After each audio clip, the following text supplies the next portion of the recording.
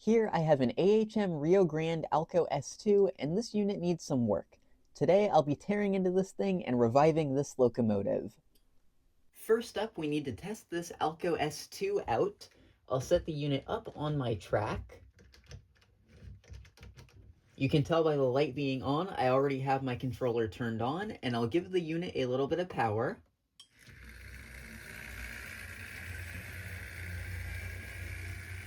I've got full power in the track and it seems to be running pretty slowly.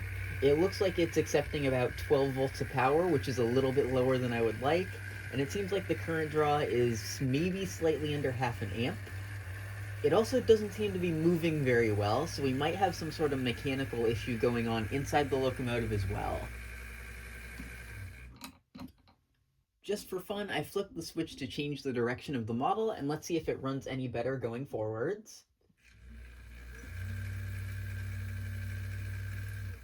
And no, it's the exact same issue. So I think something just mechanically failed inside of this unit. It already wasn't running great, but now we've got something else to fix. Honestly, I'm quite surprised to find that there's a mechanical issue going on with this AHM model. Usually these units aren't known for that. Typically what happens is either a wire will break from a bad solder connection, or the brushes in the motor will disintegrate. I have not come across another AHM unit yet that's had some sort of major mechanical issue, so it'll be fun to dive in and try and figure out what went wrong here.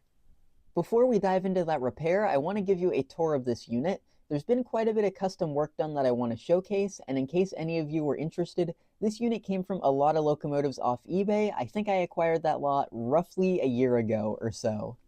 I want to start underneath the locomotive because I think the most notable stuff is going on down here.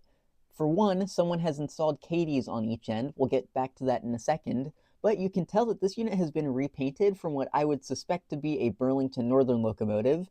You can see all the green down here, and I think Burlington Northern was the only scheme of these that AHM made in green. Now going on to the couplers, on the rear specifically, it looks like there's been quite a bit of work done.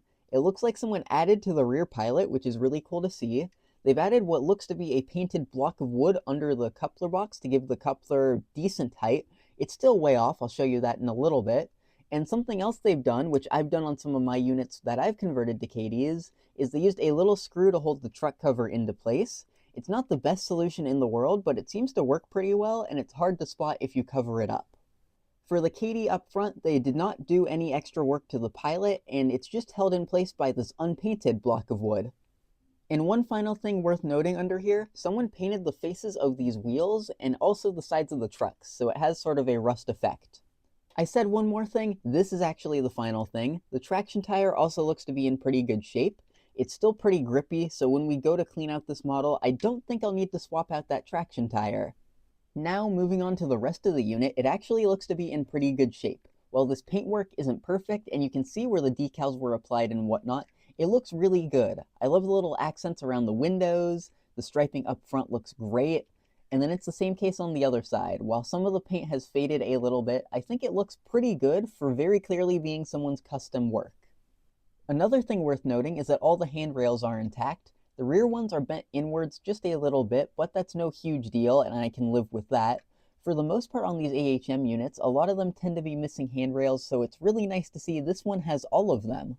And the only thing this model appears to be missing is the bell, which should be situated right there. With that tour out of the way, it's time to get inside the locomotive and get to work on it. To get the shell off, there's two little clips holding the shell in at the cab, and then there's another little clip that goes down into the frame of the locomotive. You can see the end port for it there, and I need to be careful not to break that. I'll just be prying up on these two with a screwdriver and very carefully removing the shell.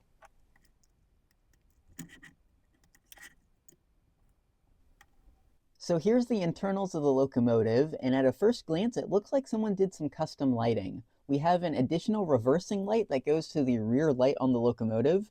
I did kind of notice that while I was running the model, but I didn't think it was anything out of the ordinary. Clearly this is something that's been installed after the fact.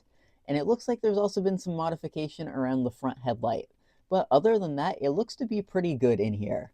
It is also worth noting that these models have a dummy front truck, and the rear truck is the part of the locomotive that actually moves the model. Before I get into the hunt for the issue with this truck, and before we clean out the front truck as well, I want to deal with the motor, since it's pretty easily accessible from here.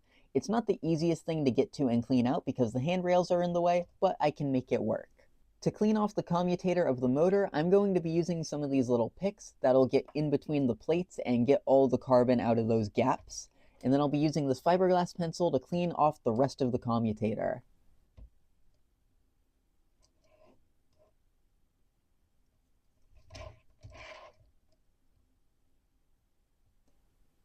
Well, I was going to clean off the commutator, but I think I actually found what was wrong with this unit. If I bring this connector up close, there's a crack here. So the plastic on this piece has split, and therefore the power going from the motor cannot properly be transferred into the power truck. So I think cleaning off the commutator will have to wait until I fix that, because without that connection, it'll kind of be a pain. It's now a couple minutes later, and I just took a dive through my random parts bin. I did not happen to find the exact connector these AHM models require, but I think I found something that will allow me to replace this entire mechanism. This is a little piece of rubber tubing.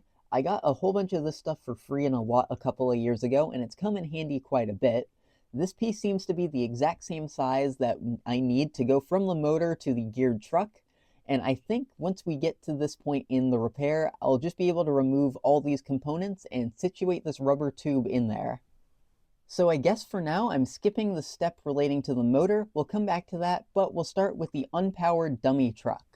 And this unpowered truck is very important to clean out because it picks up a lot of this locomotive's electricity.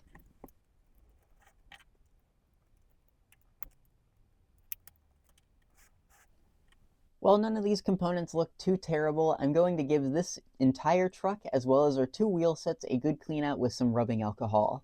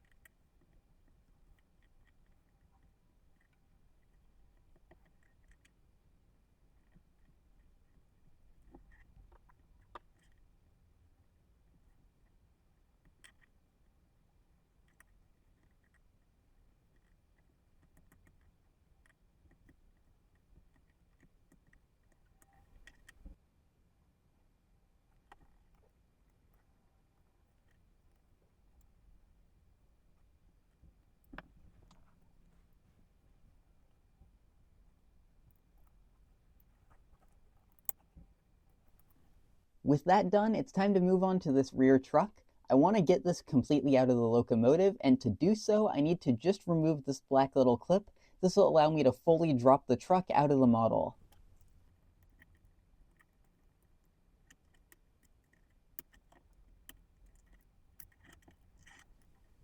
Since I'm not going to be using any of it anyway, it's probably a good idea to just remove all these connectors right now.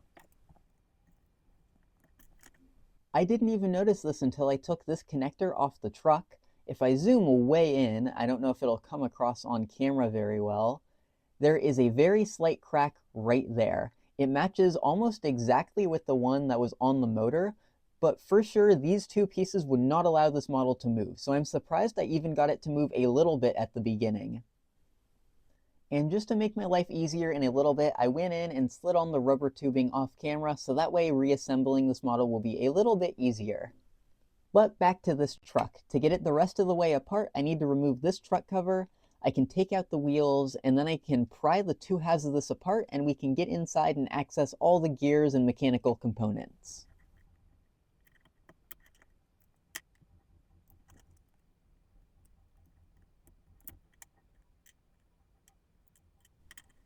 Once again, nothing inside this truck looks really bad, but everything could still use a good clean out.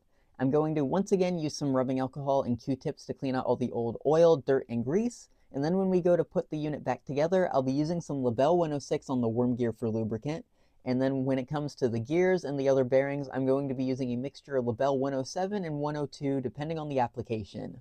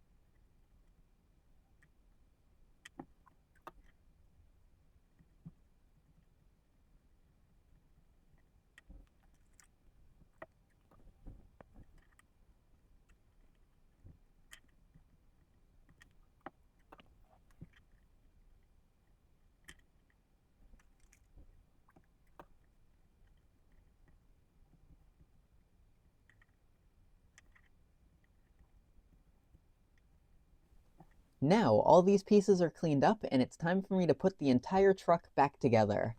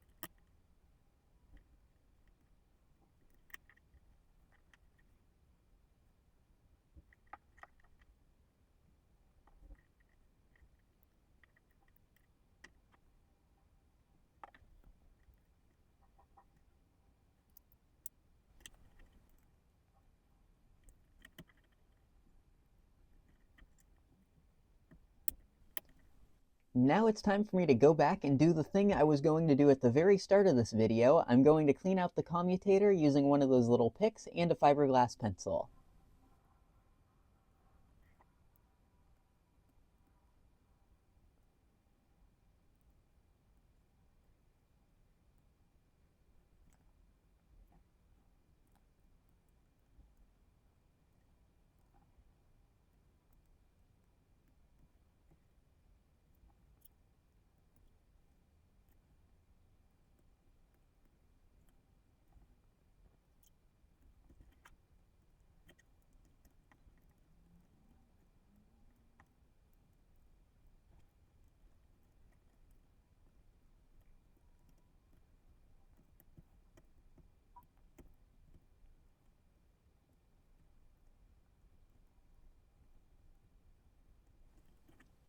It's really hard to get these commutators perfectly clean, and it's kind of hard for me to show you at this angle, but that looks pretty good. And now all I really have left to do is to give both of the motor bearings a little bit of oil, then we can put the shell back on the unit.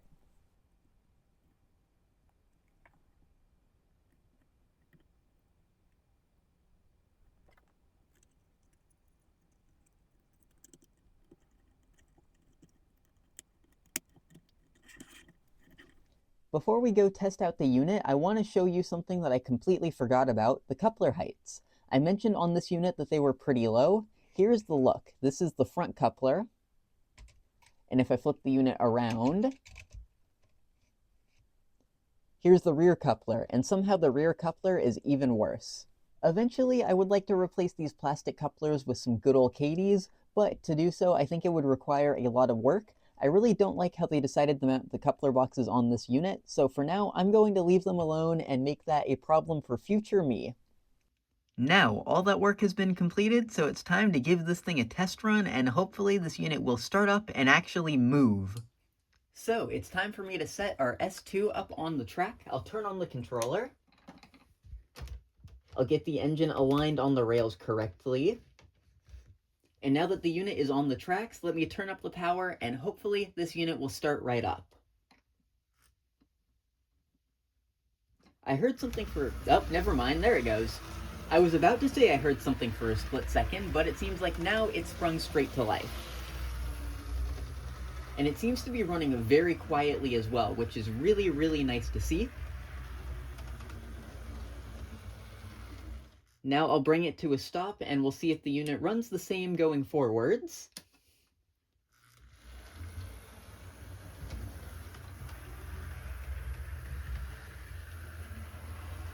And it seems to do so. You can see the headlight on the front of the unit, and as it goes around, you might be able to spot it on the rear of the model, which is honestly a really cool little touch.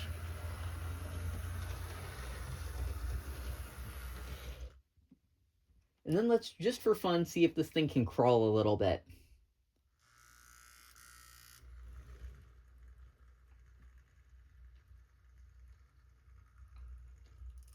It doesn't seem great at it, but this unit does seem to run really well at speeds.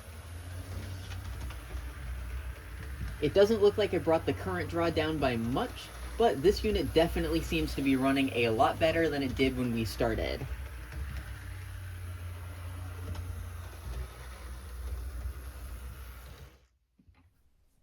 So I'm very pleased with the end result I got out of this AHM Alco S2. Well, this is a very unique custom piece. It's not 100% perfect, but it is a very, very cool locomotive, and I'm really glad to have this thing running well. There's definitely still a few very minor things I could deal with. For one, I mentioned the couplers. I'd like to swap those out and get couplers up to the correct height. I could find a new bell for the unit, and I could also try and mess with these rear handrails that are bent in a little bit. But for the time being, I think this is going to be a very good and reliable unit to have in my collection of models.